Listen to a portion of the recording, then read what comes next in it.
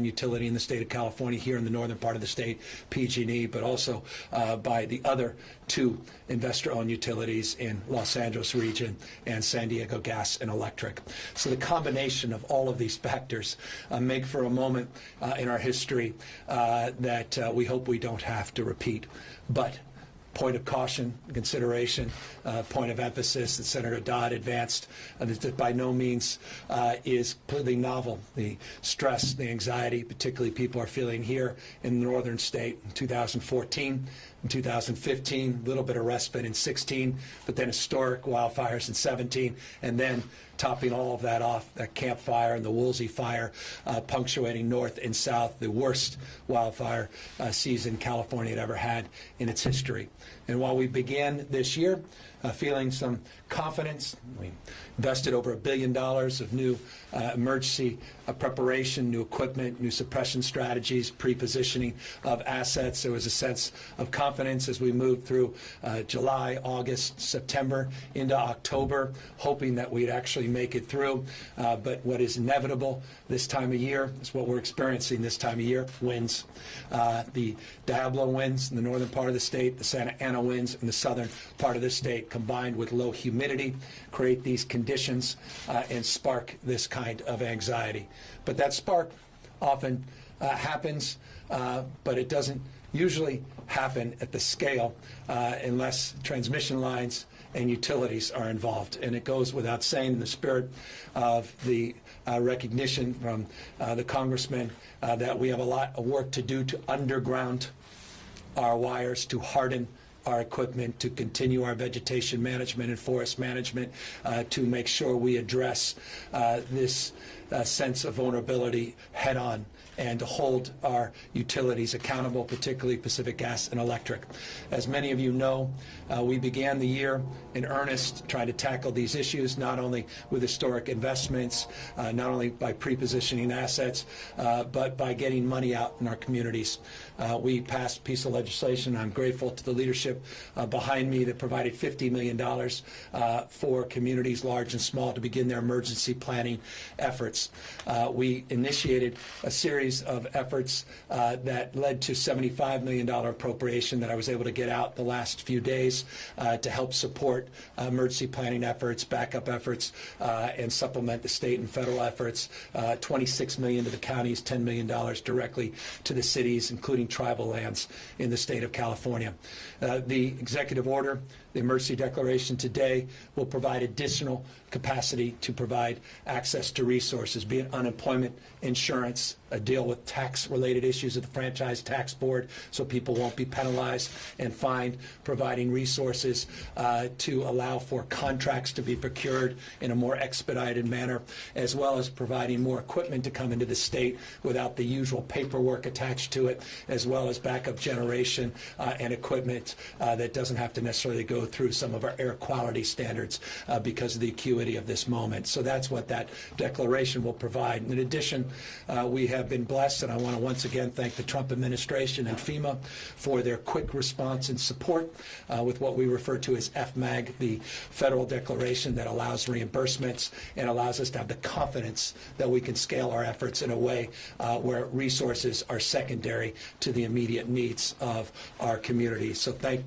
FEMA for all their extraordinary work. I want to as well thank OES, our Office of Emergency Services. We began the day there at Camp Mather, all hands, all of our federal partners in addition to FEMA, but also the local men and women in uniform. Not only the mutual aid, the firefighters, but also the sheriffs, the remarkable work of our public safety officers, local law enforcement, as well as the California Highway Patrol. Here's where we are. Here's where we need to go. Let me be precise. Kincaid Fire remains the most stubborn challenge that we face and is immediately of top priority and focus. Over 3,000 individuals are working just on the Kincaid Fire. It currently is no longer 10% contained. It has slipped a little bit only because of now the scope and size. It's now north of 50,000 acres. It was last advertised around 35,000 acres and 10% contained. What we're trying to do, it skipped Highway 128. We're trying to hold the line at Highway 101 in and around the towns of Windsor. I'm the mayor of Windsor here, and I just want to thank him and Vice Mayor and the incredible resiliency that they have placed. He slept not a wink, and I just want to thank him for working so hard behind the scenes and all your incredible work that is not unnoticed by all of us and your community and the town of Healdsburg. We're doing everything we can to hold the line there and protect those structures and continue to make sure people that were supposed to be evacuating have evacuated. Go means go. When we call for an evacuation, evacuate. And we've evacuated close to 180,000 people, plus or minus. And people are being evacuated all throughout the northern part of the state. I have visited a number of shelters throughout the day, not here only in Petaluma, but down in Nevada, where we visited some of the hospitals, as Kaiser up here, the veterans up here, Veterans Memorial Hospital and Regional Hospital have all had to disperse their patients throughout the region. And we want to make sure that we're protecting the most vulnerable, and I think we're doing justice to that cause. But again, this is an imperfect process, and we want to fill in blanks where we are falling short. Communication always remains an issue. I was in American Canyon yesterday in a mobile home park. They were alerted not 48 hours before the power was shut down, but 4 hours before the power was shut down. So don't get me wrong. I'm not here to inflate the efforts. There's still areas of gaps, and we have work to do. I want to thank the businesses that have worked with the state to remain open. Some of the largest retailers in the country that happen to do business in this state are working as backup and providing critical medical needs by keeping their pharmacies open, by keeping their hours of operation expanded, and providing food, fuel, diapers, fill in the blank. So all hands focusing on Kincade. Do what we can up there on that Ukiah fire, 4 flares up, being vigilant with all our pre-positioned assets throughout the rest of the state as we work through the peak of this wind event. We're now moving to the other side of that peak wind, open by 11 tomorrow. The winds will have substantially settled down, not completely, but substantially. We had peak winds. We had some reports of up to 90 miles an hour, 80 miles an hour. I put that in perspective. The Camp Fire, the night before the Camp Fire, we had 60, 65 mile an hour peak winds. We've had peak winds north of 80 miles an hour. So this is a unique and challenging moment, an event, but we are unique and challenging people, and challenged only by contrast, meaning I'll put up the fortitude, the grit, the resolve, the community spirit, this community, this state up against any. They've been through a lot. We're going through a lot, but we're going to get out stronger, more resilient than ever, and we're going to have an IOU that doesn't look like the IOU today, utility that does not look like the utility today, one that's more capable of meeting this moment, meeting Mother Nature's fury, and meeting the needs of a complex society, a 21st century society that deserves and demands more from private sector partners than they've experienced. So that's a broad strokes where we are. Just gratitude. Thank you to all of the people behind me and all the community leaders that are out there working hard. We're not out of the woods, but we are leaning in the right direction. We're happy to answer any questions. Governor, one of the things that some of the evacuees, especially up in the northernmost areas, have talked about is on their evacuation routes, is taking them an incredible amount of time to get out. Some saying it's 4 hours or more. Yep. What do you know about that, and what can we do to make the evacuation routes better? Well, we were talking to 5 young ladies from Sebastopol that said specifically it took them 3 hours to get out. One, the 6th person who was at that table, said she got out because she had left 2 hours prior. It's difficult. Some of these areas are rural. Some of these areas only have one core evacuation route. Otherwise, it's back areas which could be potentially dangerous. So these are difficult things. Here's what's changed. We've been more aggressive in terms of our focus on evacuation, emergency planning than we have in the past. We've been working with local electeds. We actually had an emergency summit in June, working with a lot of local elected officials, looking at best practices, sharing those best practices on alert systems, backup to alerts when cell communication goes down, and how we can use first responders to use sirens, traditional mechanisms of communication, particularly for vulnerable communities, hard of hearing, people with disabilities, and the like. And I think you saw those at scale and at work. But we still have work to do with some of these evacuation areas, and that will continue to be a stubborn reality. The other day in the press conference, the CEO of PG&E talked about the jumper cable that may have started this, the jumper line from the main transmission tower, that their models did not have that tower shut down, the main transmission line, because they didn't see peak wind events. Does that need to be re-examined, do you think? Yeah. Because obviously something went wrong here. Yeah, no, all of this is being re-examined. Look, we had the Ridgecrest fire down in L.A. We're investigating that and what occurred. We're going to be investigating this. I don't want to opine on any facts until they're determined objectively, and then we'll make the appropriate decisions as it relates to accountability, responsibility, and then protocols and procedures moving forward. This morning, I met with my new chair of the Public Utilities Commission. I just want to remind you of the new requirements already at play. There is a plan to get out of this. This is not the new normal. And with respect to the CEO of PG&E, this is not a 10-year process. Let me reject that outright, that anyone should have to expect a 10-year process to deal with this reality that we're experiencing. That will not be the case. They will be held to account to do something radically different. They're required to invest $5 billion now. It's the law. We just approved that effort to provide $5 billion of public safety improvements. Every year they have to be certified as it relates to their safety plan by the Public Utilities Commission that now has a new safety committee that has been established, brand new. We also have tied compensation to the board members and executives at these utilities to safety. Their compensation, their bonuses are tied to safety. That is also new. It's a new requirement. We also are bringing the best and the brightest and partnering with CAL FIRE and others within the safety committee that we have established and the advisory committee that we've established at the Public Utilities Commission. My new director of the Public Utilities Commission has been all up and down the state having public hearings, including 48 hours ago in Reading, and she's ready to hit the ground on new protocols, procedures, communication strategies on these blackouts.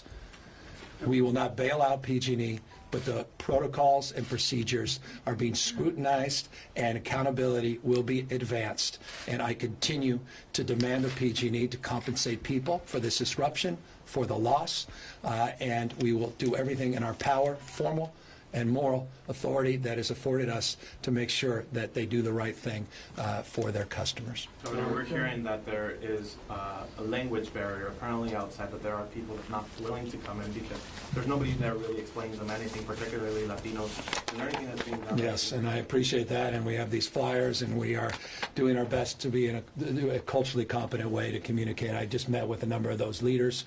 They expressed similar concerns. Look, let us be honest and truthful about the world we're living in. You're living in an environment where people are scared to death, mixed status families, that the federal government's going to come in and deport their loved one, a family member. It is remarkable that in emergencies like this, people still feel that way and are unwilling at times to provide their identification to people that are there to help them. Let me make this crystal clear. We have your backs to our diverse communities, regardless of your immigration status, or you have a loved one, your grandmother's there, you may have status, but your grandmother doesn't, or vice versa, and you want to bring her in and get help, you can get help, and we will have your back, and we will protect you. You will remain anonymous, and you should not be concerned about that. So this is a legitimate concern. Language barriers, legitimate concern, but also that backdrop as it relates to immigration enforcement. This is a no enforcement zone, and we will deny any efforts to create an environment that gins up that fear. What are our flyers, just real quick? These are just, we're handing out these flyers, and there are a number of community leaders here representing our diverse communities that are making sure they engage folks that are sleeping in their cars in parking lots next to shelters that can be taking care of them, but are scared to death to walk 25 feet because, quote unquote, the government is inside that building. This is serious stuff, and it's just another byproduct of what is going on and going wrong at the White House.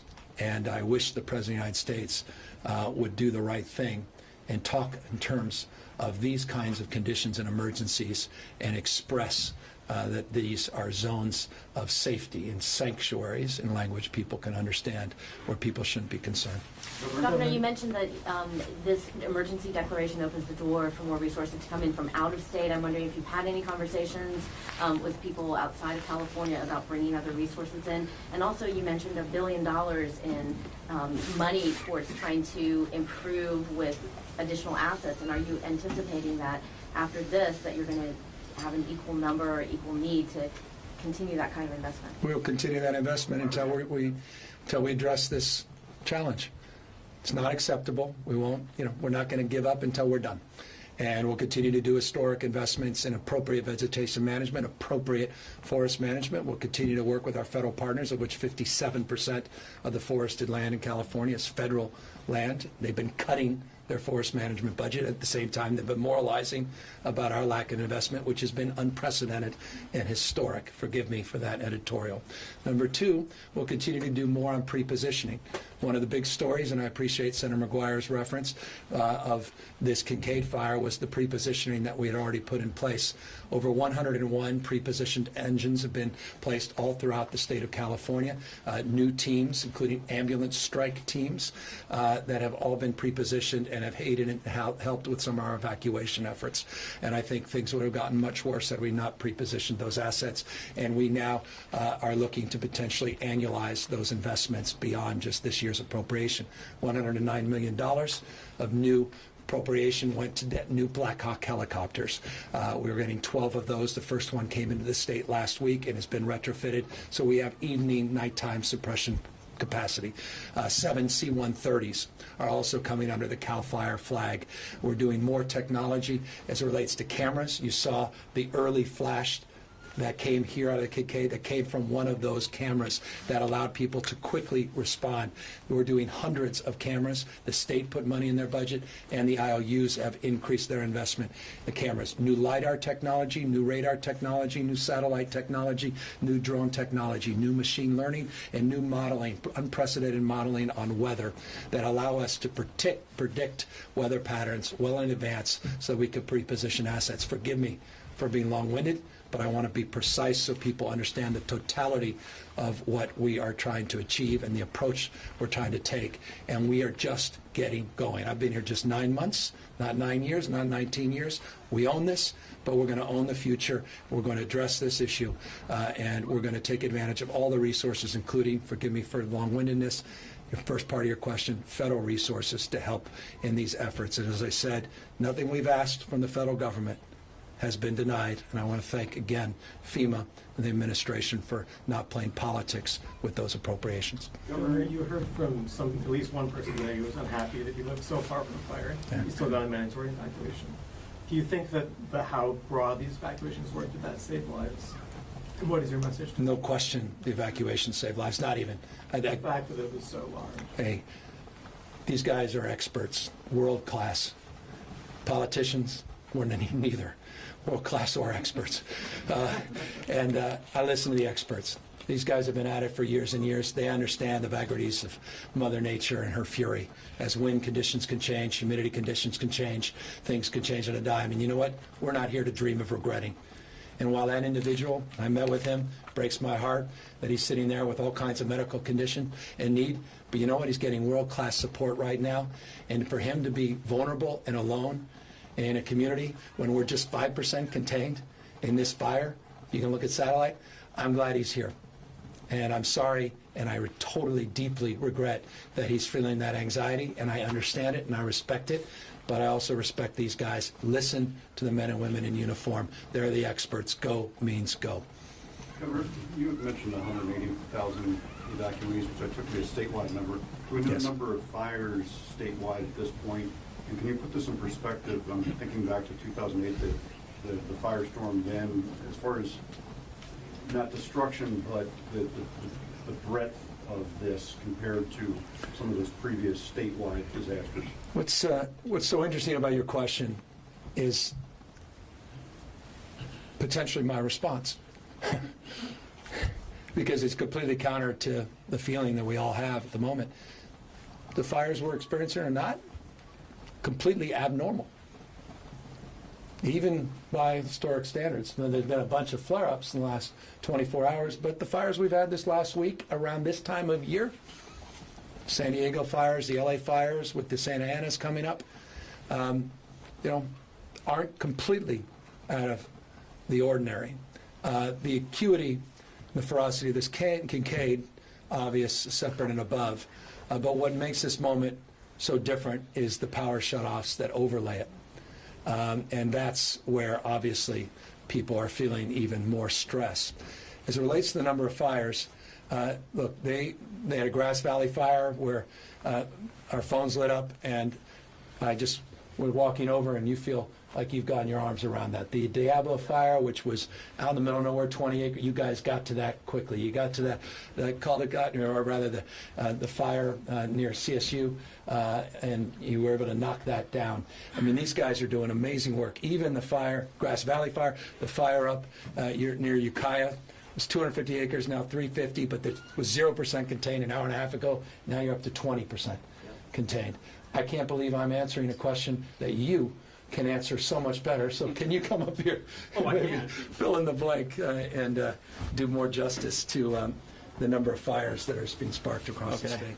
So my name's Mike Bradley. I'm the Northern Region Chief for CAL FIRE.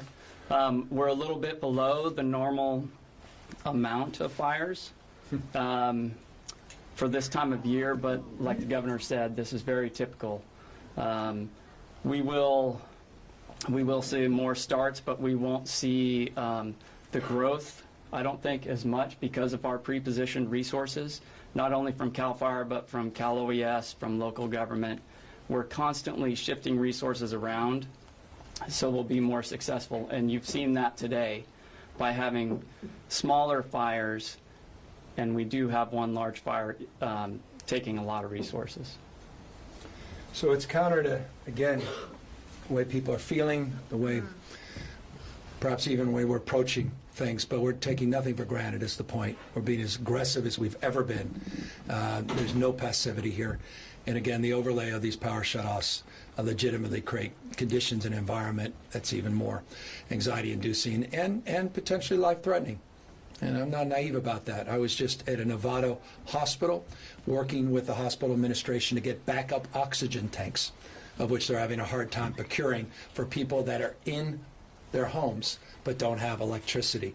And as the electricity continues to go out, or rather remain out, those concerns increase. And that's why we are just getting started, and we have an enormous amount of work to do in the next 3 or 4 days until all the power is restored. All right, last question. All right, thanks everyone. And that was good. Silence. I'll take advantage of it. Great job. Good to see you. Thank you, man. Appreciate all that. I'm gonna get some sleep. Thanks for being here. All right. One more windy night. Stay for an hour or two. Go back down. Wait tomorrow. Some rest.